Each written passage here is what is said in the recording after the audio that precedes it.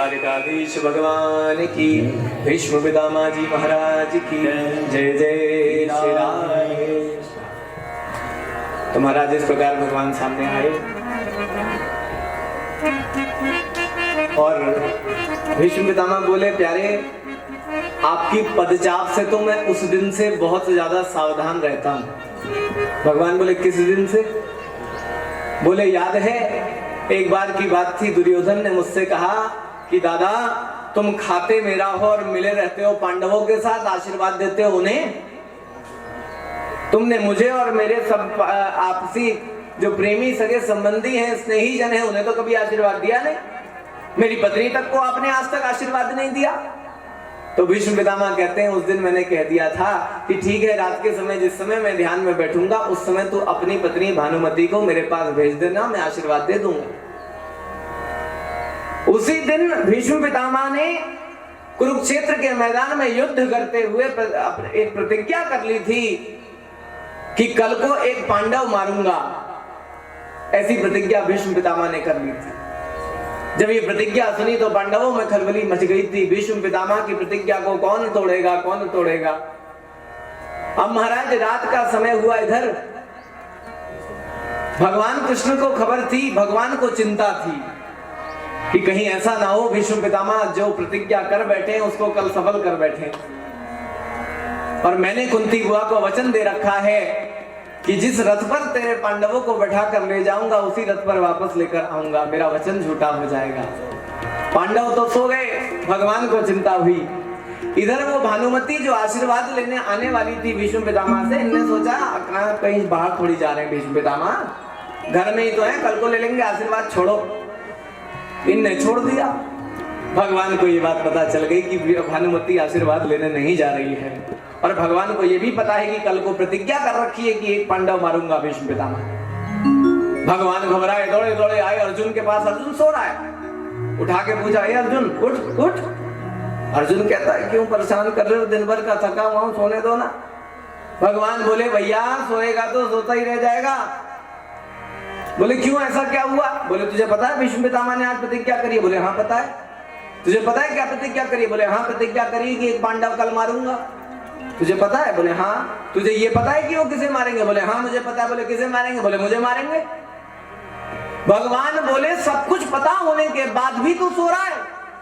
अर्जुन ने इतनी गजब की बात कही। यहाँ पर अर्जुन भगवान से कहता है, प्यारे जिसके लिए तू जाग रहा है उसे जागने की क्या आवश्यकता है।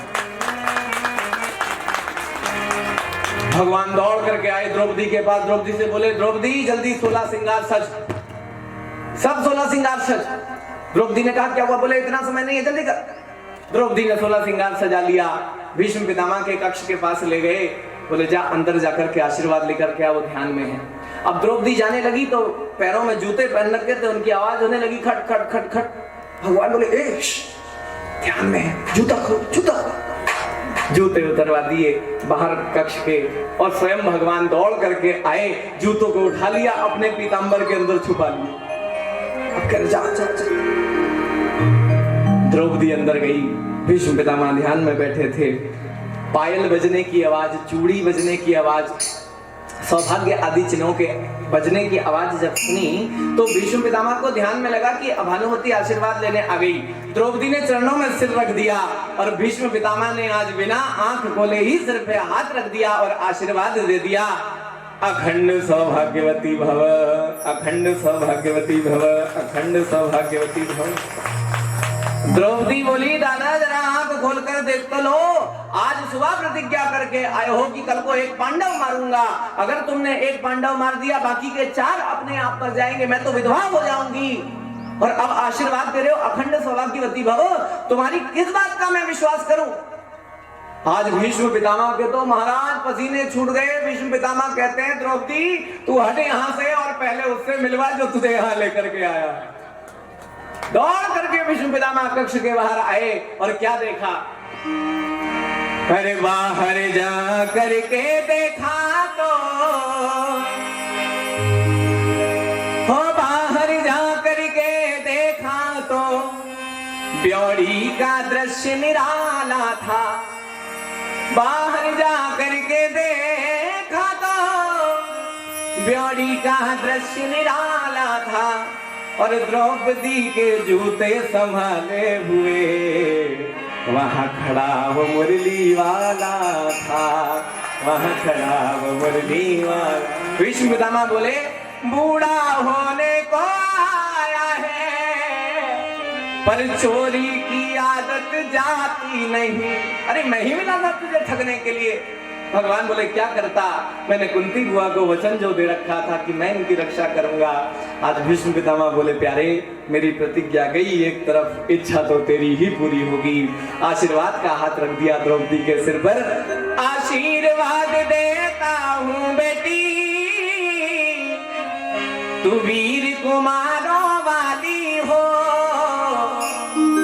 आशीर्वाद देता हूँ बेटी, तू वीर कुमारों वाली हो। और बाल नवा का मुस्का जो रक्षक कृष्ण मुरारी हो, रक्षक कृष्ण मुरारी।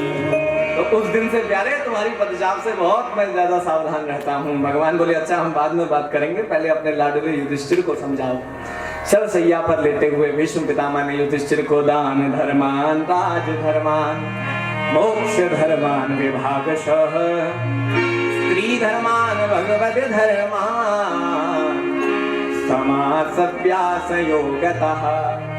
दान धर्म क्या है, स्त्री धर्म क्या है, राज धर्म क्या है, इसका अद्भुत उपदेश किया है सरसैया पर लेटे हुए। फिर भीष्म पितामह ने जब देखा कि अब तो उत्तरायण का समय आ गया, सबको किनारे कर दिया, बिहारी जी से कहा अब तुम सामने आ जाओ, अब मेरे जाने का समय आ गया है। सब तरीके से ध्यान खींच दिया सब तरफ से और बिहारी जी के नेत्रों से नेत्र मिलाकर के स्तुति करी है कि इति मति रूपी कल्पिता वितृष्णा भगवती सात्वत पुंगवे विभुम्नि स्वसुखमुपगते क्वचित विहर्तुम प्रकृति मुपेयुषि यद्भव प्रवाह। बहुत सुंदर स्तुति गाई। अंत में भगवान से ये कहा कि प्यारे मेरे अंदर ऐसा क्या था कि मेरी प्रतिज्ञा को पूरी करने के लिए आपने अपनी प्रतिज्ञा तोड़ दी थी। आपने प्रतिज्ञा करी थी कि मैं कोई शस्त्र नहीं उठाऊंगा और मैंने प्रतिज्ञा कर ली थी कि आज जो हरिहीना शस्त्र गहाऊं तो लाजू गंगा जननी को मैं शांतनु सुत न कहाऊं। रथ का पहिया लेकर आप दौड़ पड़े थे मेरी प्रतिज्ञा पूरी करने के लिए, ऐसा क्या था मुझमें। और फिर जाते जाते भीष्म पितामह को लगा अब मेरे प्राण जाना चाहते हैं, प्रार्थना करते हैं इतना तो करना स्वामी, जब प्राण तन से निकले गोविंद नाम जप कर, जब प्राण तन से निकले। श्री गंगा जी का तट हो, यमुना का बंसी बट हो, मेरा सांवरा निकट हो, जब प्राण तन से निकले। घनश्याम जल्दी आना, नहीं हमको भूल जाना, घनश्याम जल्दी आना, नहीं हमको भूल जाना, बंसी की धुन सुनाना, जब प्राण तन से निकले। इतनी प्रार्थना करते करते भीष्म पितामह जी ने अपने पांच भौतिक देह का त्याग कर दिया। एक ज्योत निकली है, भगवान द्वारिकाधीश में ही समा गई है। बोलो द्वारिकाधीश भगवान की, भीष्म पितामह जी महाराज की जय जय श्री राम।